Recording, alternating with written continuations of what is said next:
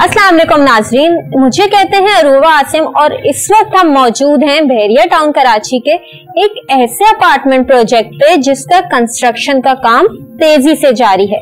ये progressive real estate and builders के 9 project में से पहला प्रोजेक्ट है जिसके तीसरे फ्लोर की आज छत डली है। इसमें इन्वेस्टर्स ने तब इन्वेस्ट किया था जब ये खाली प्लॉट था और आज इन्वेस्टर्स को उनके उस डिसीजन का फल मिला है क्योंकि वो आज 50% प्रॉफिट पे हैं। दूसरा, इस प्रोजेक्ट की कंस्ट्रक्शन शुरू हो गई है और तीसरा, ये कंप्लीट सोल्ड आउट प्रोजेक्ट है। तो अगर अब वो इस अपार्टमेंट को रीसेल करेंगे तो उन्हें अच्छा खासा प्रॉफिट होगा। अब यूजुअली लोग ये सवाल करते हैं कि ये जो इतने प्रोजेक्ट्स बहरिया टाउन कराची में बन रहे हैं, बहरिया की मैनेजमेंट का इन पे क्या चेक एंड बैलेंस है?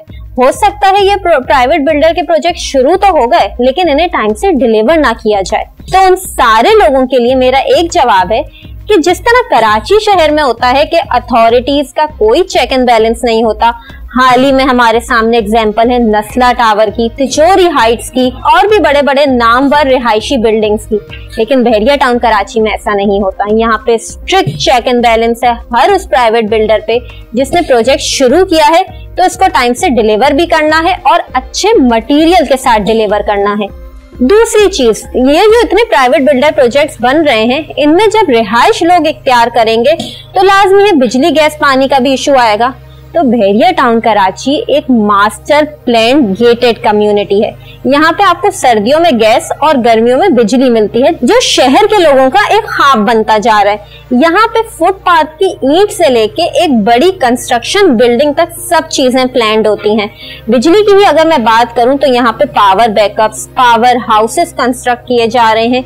के इलेक्ट्रिक से एग्रीमेंट किया गया है। दूसरा, जनरेटर्स इंस्टॉल किए गए हैं। तीसरा, सोलर सिस्टम का प्लान अंडर डिस्कशन है। इसके अलावा बात करते हैं वाटर इश्यूज की। अभी तक बहरिया टाउन कराची अपने रेजिडेंट्स को पानी फ्री में फराहम कर रहा था क्योंकि बहरिया टाउन कराची का एक प्रॉपर निजाम है कि जब यहाँ पे बारिश होती है तो बहरिया टाउन कराची के अपने डैम्स और ड्रेनेज सिस्टम है जिसके थ्रू बहरिया अपनी इलेक्ट्रिसिटी प्रोड्यूस करता है और पानी भी उन्हीं डैम से रिसाइकल किया जाता है। तभी बहरिया टाउन कराची अभी तक वाटर बिलिंग नहीं की थी, लेकिन अनकरीब शायद बहरिया टाउन कराची वाटर बिलिंग का सिलसिला शुरू कर देगा। इसके बाद बात आती है पार्किंग की। यहाँ पे इस वक्त जितने भी लोग रिहाइश पजीर हैं उन सब लोगों का डेटा बहरिया टाउन कराची के पास मौजूद है।